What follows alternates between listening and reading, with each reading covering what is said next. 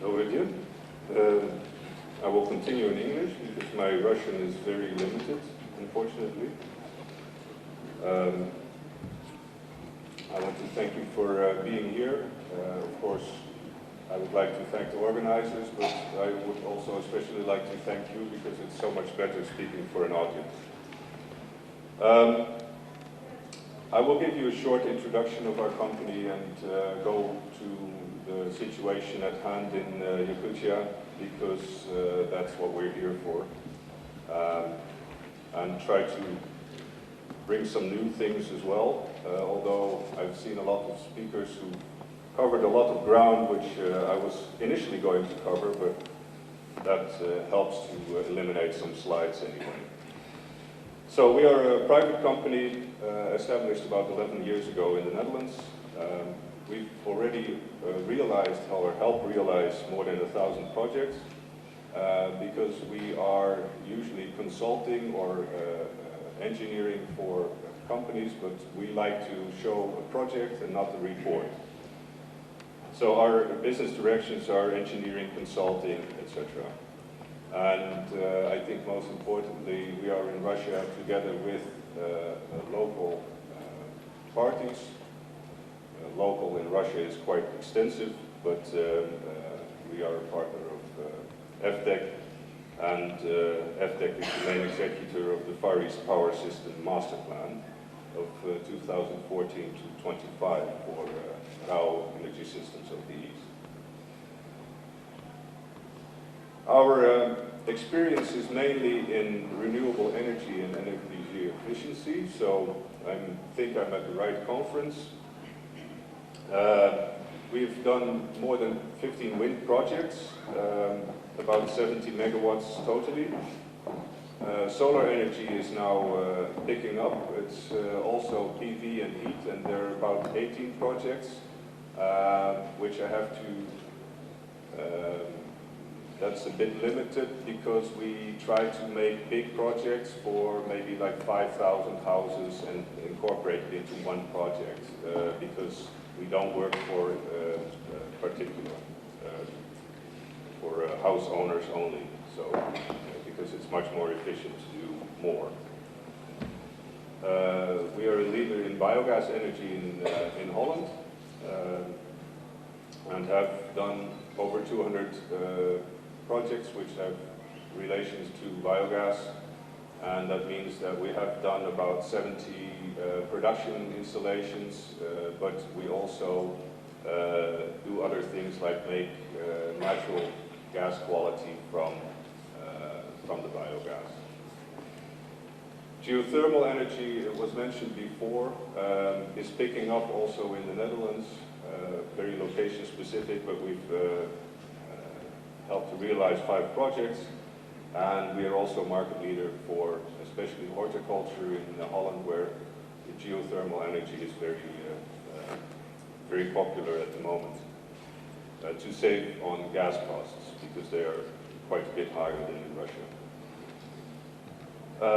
Of course, wood as biomass and energy efficiency are also some focus areas of our company.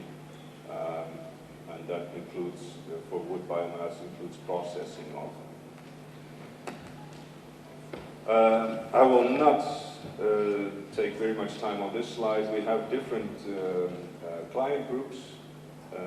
We were actually starting with horticulture, which is the greenhouse industry in Holland. If you know, agriculture is very big in Holland. Even though we are a very small country, that means we have to manage our resources very efficiently as well. At the moment, we have diversified already for several years. I think after 2 years we started to do other things for industry, government, because the government was interested in how do you realize projects. We get a lot of consulting companies who are only studying projects. And this also led to the international business as well. One area that we also focus on, and which is very in demand at the moment, is housing and utilities. And there's a lot of demand for decentralized options and energy efficiency in that as well. So we work with architects of housing, of buildings and areas as well in that respect. So the focus areas are decentralized energy supply, solar, wind, biogas, geothermal, but also heat and biomass. And sometimes they are interchangeable, and I will get back to that later. An important area is area development, like technoparks, but also larger areas for city developments, where energy infrastructure and energy supply is needed. In all these things, we also try to incorporate the energy efficiency, and we also do ESCO consulting, so that we help the parties who actually have to use the ESCO to get the right structure in ESCO, because ESCO is it's like a group term, but everybody who says ESCO means something else. So if you're talking about ESCOs, please get also the other party's view on what he means with an ESCO, because there are many different types. And one of the things that we have also still left over from our agricultural background is the animal waste solutions, but they also connect to things like biogas and energy. So we're talking about decentralized energy, and I'm not going to stop here very long, but actually when you see this picture, it doesn't seem to be decentralized at all. It's just decentralized production, but the information is centralized. So I don't know if you have use of the term virtual power plant, but when we look at energy production, a power plant usually consists, even a central power plant consists of several modules, often which communicate with each other to be the most efficient.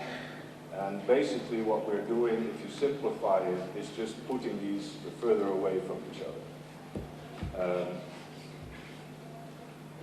I think that this understanding is commonly known here, so I won't stop with this slide, and I will just continue for the next. So, this is also something which has been amply mentioned in this conference, so I will just leave it at this and go on, because the actual conditions here are generally known. We have services on solar, and I will skip that too, because that is also something which has been mentioned before. There are a lot of solar experts, I think, in the room, so we will have plenty of time to talk about that. But what is interesting, and I've actually seen this picture almost before, but the story behind it is a bit different. Balancing the energy of is supply and demand, and that's something that's actually come forward as being very important with regards to the decentralized energy systems, obviously. Now I'd like to take you to the slide on the left. On this side, this is an actual power production graph of Ekwadraat, if I pronounce it correctly, but near Yakutia, actually, relatively, if you would go as far in Holland, you would be in another country. And you see the blue line, which is the average production graph of power. Now, if you supply, or if you supplant the diesel power, which is generated with solar, then you want to get some kind of optimum, which is now the red line. Then you get about 100% efficiency on your produced solar. Now you can go higher, but then the lines intersect, and that means that you will need storage. So without storage of power, you would get maybe 15 to 20%. This is also quite known. The thing is that what you see is the graphs are actually moving in the different directions, so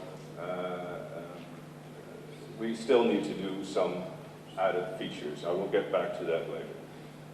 But one of the other things that you could also notice, and that's also on the slide on the other side, is that, and these are the maximum and minimum productions with the blue line as well in the middle.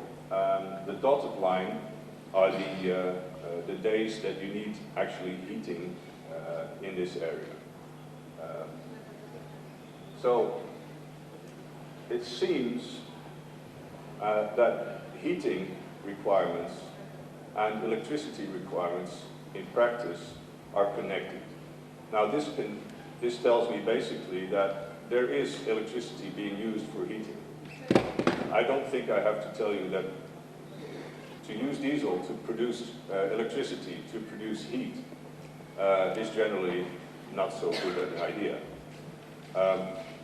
But if you would be able to replace that manner of heating with another manner of heating, that would mean that you would lower the energy demand in the winter. So I'll also get back to that a little bit, but that's just something to think about. Where is your system boundary? I've heard talking about the system boundary here being the power structure, but if you take the system boundary a bit further and you take all energy forms, then you can also solve problems in a different way, which may actually make your solution cheaper. We always try to look at a wide system boundary and then get back. Sometimes it's not possible to use it in that way, but then you've at least looked at it and considered the options. So, and we think that's quite important to do, because why limit yourself if you don't have to? So, with wind, it's a similar thing that has been covered a lot, so I will not take too much time on this. The typical wind graph, you have areas where the wind is blowing rather stably. That is a very lucky coincidence if that happens, but usually it's not like that. So wind also, like solar, needs to be balanced and compensated for in the amount of power, and especially the capacity. Geothermal energy, that's also something that might be possible in certain areas. It's very location specific, so you need the right geological data, but I already understood from one of the previous speakers that this is being researched or available. And that is very valuable data to use for developing geothermal projects. And these can be used to produce power, but also produce a lot of heat, which can be used in different ways. And connecting these kind of energy flows together is also very important. Some basic considerations with geothermal energy: it's mostly a baseload system, high investments relatively, but low to moderate operational costs. Very location dependent, and it's preferable if you can use the heat. I have a small graph to show this. The flat line is actually the production of geothermal energy. And it doesn't get more base load than this, basically.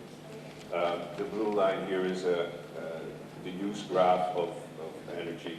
And you see that it's mostly covered, but you still need some added capacity, flexibility.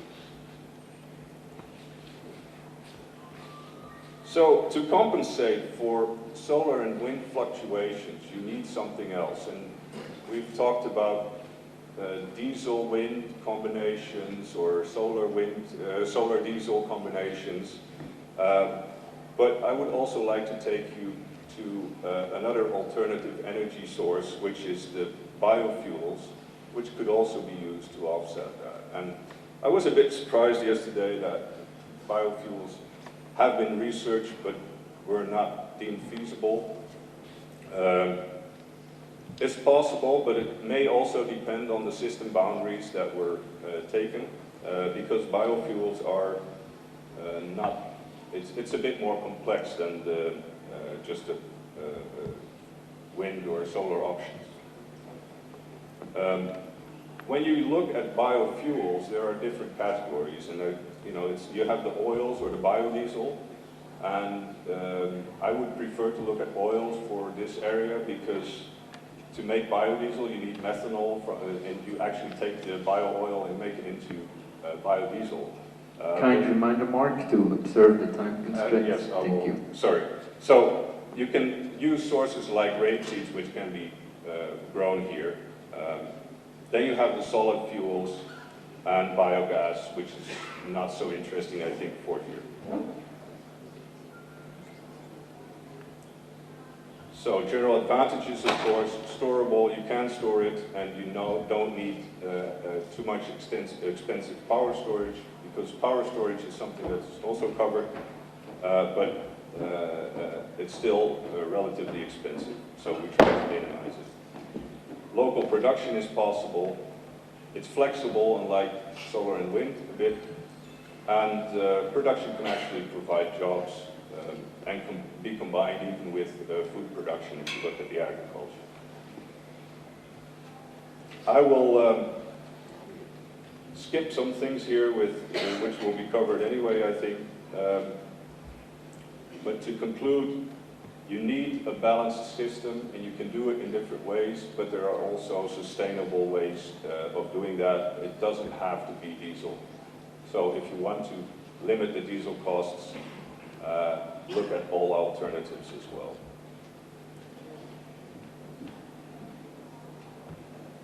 I think it says financing. I'm not so good at Russian reading, but we know about ESCO systems, which can be used for financing, but all the financing issues have been covered greatly yesterday, so I'll leave it at that as well.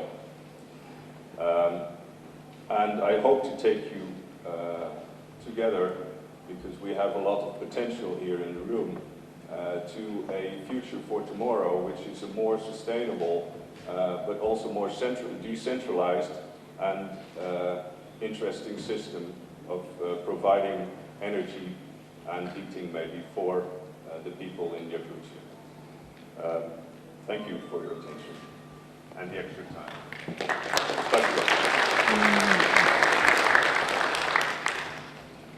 Как обычно, хочу сначала дать вопросы в зале, если есть.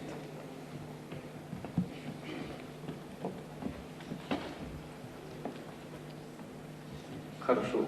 Есть вопрос? Извините.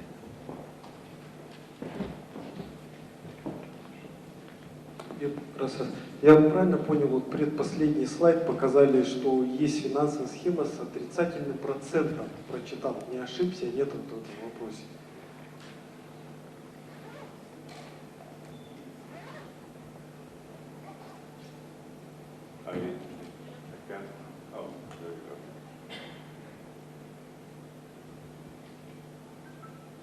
Предпоследний слайд. Схема финансирования. This one?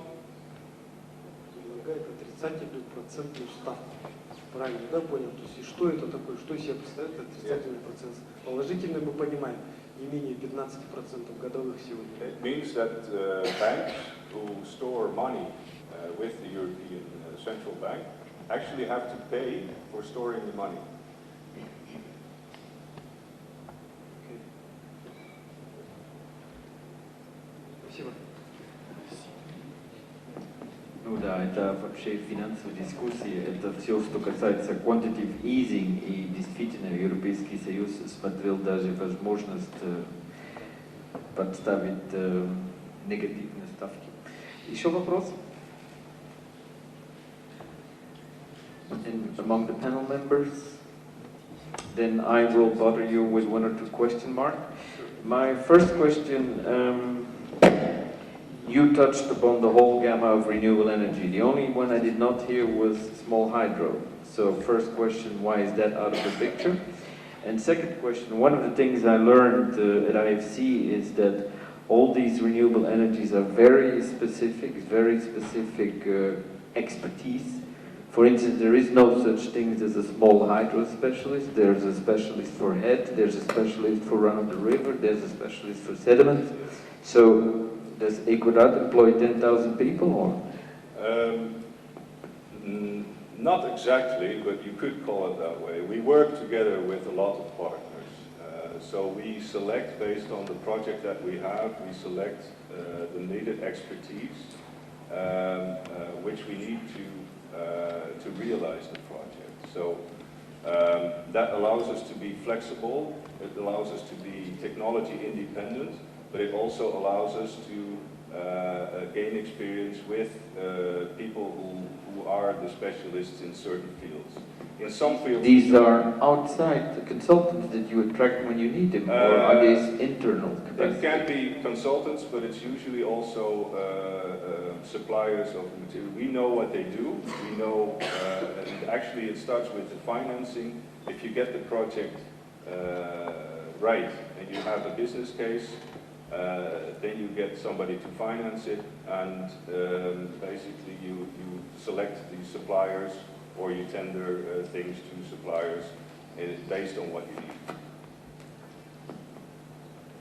Okay, and my next question, I don't know how long you have been operating in the region, and specifically in the Far East, but would you be interested or willing to share with us a few words of advice to the operators of the energy systems here and the local power structure on how to move forward towards a more sustainable energy future, as you expressed hope at the end?